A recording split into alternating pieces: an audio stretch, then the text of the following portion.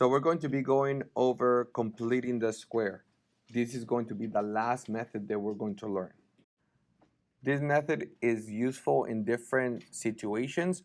The best way to use completing the square is whenever you have to graph a quadratic equation and you're trying to change it from standard form to vertex form. So that is the main use of this portion, but you also need to know how to solve using the completing the square. We are going to start with a visual representation. All right, so we have x squared minus 12x is equal to negative 11. So what we're going to do here is we're going to put an x and an x, and then we are going to split that 12 into two sections. So we know that this is going to be 6, negative 6, and this is going to be negative 6. When we multiply x and x, that's going to give me x squared. When you multiply x times negative 6, you get negative 6x. And again, negative 6 times x gives you negative 6x. If you add negative 6x and negative 6x, this is where the negative 12x comes from. And then this is equal to negative 11. The method that we're using is called completing the square. But if you look at this shape right here, this is not a square. It looks more like an L.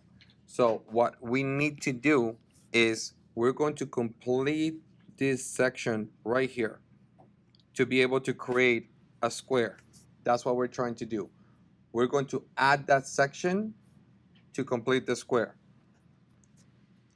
And we're going to do that by multiplying negative 6 times negative 6. If we add 36 right here, we also need to add it to the other side. So you add 36 there.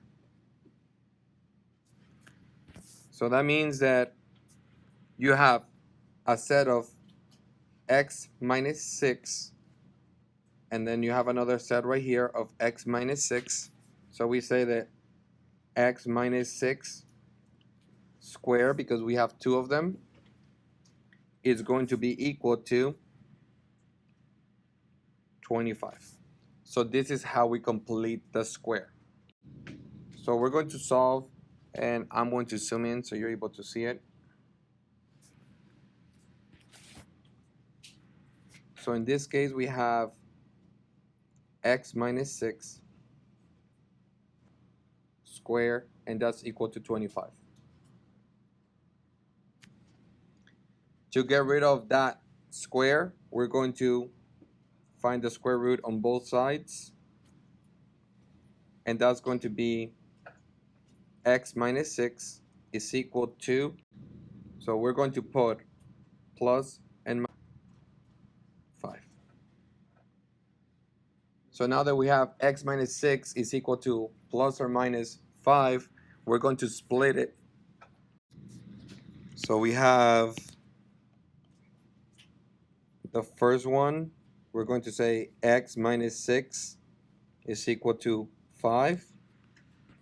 And then we're going to say x minus 6 is equal to negative 5. We're going to add 6 to this side and to this side. So you end up with x is equal to 11. Then you're going to add 6 and 6. And I forgot to change color. So that's going to be x is equal to 1. So now we got our two solutions.